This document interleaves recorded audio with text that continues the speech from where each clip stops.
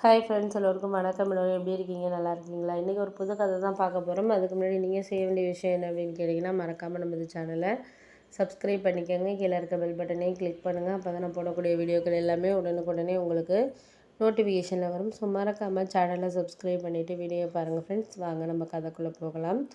நான் முதல் ஒரு விஷயத்துக்காக ரொம்பவே சாரி கேட்டுக்கிறேன் அப்படின்னு சொல்லிட்டு எங்கள் அப்பா கிட்ட கேட்டேன். எதனால அப்படின்னு சொல்லிட்டு எங்கள் ஃபேமிலியில் எல்லாருமே இது பண்ணாங்க. அப்போ தான் என்னோடய லவ் விஷயத்தை பற்றி நான் சொன்னேன். ஏன்னா யாருமே அதை எதிர்பார்க்கல. நான் இது மாதிரி லவ் பண்ணுறேன் அப்படின்னு சொல்லுவேன்ட்டு. ஏன்னா நான் ஒரு படிச்சுட்டு ஒரு வேலை பார்த்துக்கிட்டு இருக்கேன். அம்மா அப்பாவோட சம்மதம் படி தான் கல்யாணம் பண்ணிக்குவேன் அப்படிங்கிற மாதிரி தான் அவங்களோட எதிர்பார்ப்புங்கிறது இருந்தது. ஆனால் அதுக்கப்புறம் தான் எனக்கு தெரிஞ்சிச்சு இது மாதிரி எந்த ஒரு விஷயத்துலையும் இனிமேல் நம்ம எதிர்பார்க்குற மாதிரி எதுவும் நடக்காது அப்படிங்கிற மாதிரி எனக்கு அதுக்கப்புறம் தான் அவங்களும் ஒரு முடிவெடுத்ததுக்கப்புறம் தான் எனக்குமே தெரிய ஆரம்பிச்சிச்சு. சரி, ஓகே, இதுக்கப்புறம் அவங்க சொல்கிறதெல்லாம் கரெக்டு தான் அப்படிங்கிற மாதிரி அவங்களுக்குமே புரிய ஆரம்பிச்சிட்டு அப்படின்னு சொல்லலாம். அதனால் நாங்கள் எதுவும் சொல்லிக்கல. ஏன்னா நம்ம ஒரு விஷயம் சொல்கிறோம் அப்படின்னா அதை அவங்க எடுத்துக்கிற விதங்கிறது நம்மளுக்கு கண்டிப்பாக சரியாக வராது. சில விஷயங்கள் சரியாக வருது அப்படிங்கிறதுனா அதை நம்ம அடுத்தடுத்தடுத்துக்கு நம்ம நோக்கி கொண்டுட்டு போகிறதுக்கான இதுங்கிறது வேணுங்கிற மாதிரி தான் நம்மளுக்கு சில விஷயங்கள் போயிட்டு இருந்துச்சு அப்படின்னு சொல்லலாம். அதனால் நான் என்ன முடிவு பண்ணேன்னா, சில இதை நீங்கள் அது சரியில்லை, இது சரியில்லைன்னு சொல்லிவிட்டு இது பண்ணாமல் நம்மளுக்கு இந்த நேரத்துக்கு இது கரெக்டாக இருக்கும் அப்படின்னு சொல்லிவிட்டு நம்மளால் முடிவு எடுத்துக்கிட்டோம்னாலே போதும் அப்படிங்கிற மாதிரி எனக்கு தோண ஆரம்பிச்சிச்சு. அதனால் சில விஷயங்களை நம்ம கொஞ்சம் குழப்பிக்காமல் இது பண்ணாமல் இருக்கிறதே நல்லது அப்படிங்கிற மாதிரி ஒரு சில நேரங்களில் எனக்கும் சரி, என்னை சேர்ந்தவங்களுக்கும் சரி, ஒரு இதாக இருக்கக்கூடாது அப்படிங்கிற மாதிரி நான் எல்லா உண்மையுமே சொல்லிட்டேன்.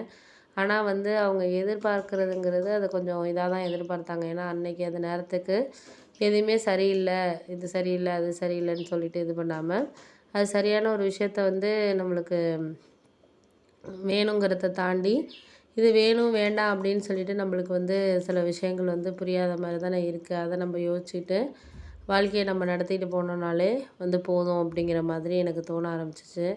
சரி, பார்த்துக்கலாம், அடுத்தடுத்த கட்டத்தில் நம்ம என்ன நடக்குதோ அதை ரெக்டிஃபை பண்ணிட்டு போனோம்னாலே போதும் அப்படிங்கிற மாதிரி எனக்கு தோண ஆரம்பித்ததுக்கப்புறம் தான் இந்த நேரத்துக்கு இது கரெக்டு அப்படிங்கிற மாதிரி எனக்கு தோண ஆரம்பிச்சிச்சு. சரி, பார்த்துக்கலாம், முடிஞ்ச அளவுக்கு நம்மளால் எந்த இதையுமே இது சரி அது சரிங்கிறத தாண்டி எதையுமே சரி தவறுன்னு சொல்கிறதுக்கான இதுங்கிறது இல்லை. அதுக்கான ஒரு டைம்ங்கிறது கிடைக்காதப்ப நம்மளுமே அதை யோசிக்கணும் அப்படிங்கிற மாதிரி நானுமே இருந்தேன். சரி, பார்த்துக்கலாம் அப்படின்னு சொல்லிவிட்டு அதுக்கப்புறம் 2, 3 நாளைக்கு அப்புறம் அப்பா என்கிட்ட பேசவே இல்லை. இருந்தாலும் நான் என்னென்னா ஒரு நம்பிக்கை இருந்தது. ஏன்னா நம்ம சூஸ் பண்ணியிருக்கிற மாப்பிள்ளை கரெக்டாக தான் இருப்பார், நம்மளுக்கும் சரி நம்ம ஃபேமிலிக்கும் கரெக்டான ஒரு பையனை தான் நம்ம சூஸ் பண்ணியிருக்கோம் அப்படின்னு சொல்லிட்டு அம்மா அப்பா நம்புவாங்க அப்படிங்கிற மாதிரி எனக்கு தோண ஆரம்பிச்சிச்சு. ஏன்னா அது இப்போ தோண ஆரம்பிக்கிறப்ப தான் எனக்கு ஒரு சில விஷயங்கள் நம்மளுக்கு புரியறதுக்கான இதுங்கிறது நமக்கு இருக்கும். அப்போ தான் அது புரிஞ்சால் மட்டும்தான் நம்மளால் எதையுமே இது பண்ண முடியும் அப்படிங்கிற மாதிரி எனக்கு தோண ஆரம்பித்தோன்னே, சரி, ஓகே, பார்த்துக்கலாம், நீங்கள் ஒன்றும் கவலைப்படாதீங்க, எதாக இருந்தாலும் நம்ம சமாளிப்போம், சமாளித்து தானே ஆகணும், வேறு வழி கிடையாது நமக்கு, கண்டிப்பாக சமாளித்து நல்லபடியாக எல்லா விஷயங்களையும் நம்ம பண்ணுவோம் அப்படிங்கிற மாதிரி எனக்கு தோண ஆரம்பிச்சிச்சு. அதுக்காக நான் யாரையும் நம்பிட்டு இல்லை.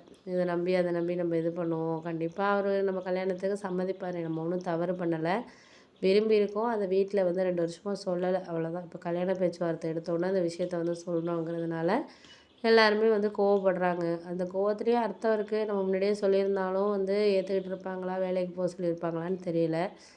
இருந்தாலும் பார்ப்போம்.